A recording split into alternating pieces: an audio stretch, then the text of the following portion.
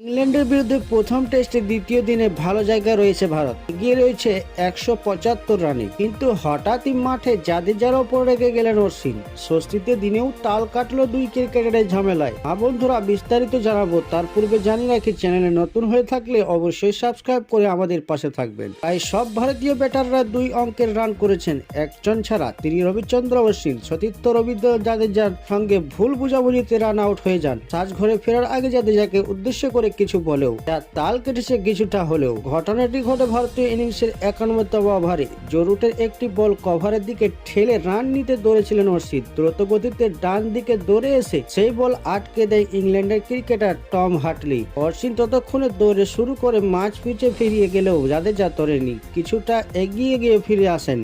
ততক্ষণে জাদেজার প্রান্তে এসে গিয়েছিলেন অশ্বিনও। সহজেই বল কুড়িয়ে উইকেট কিপার বেন ফোকসের হাতে ছুড়ে দেন। ফোকস অশ্বিনকে রান আউট করে দেন।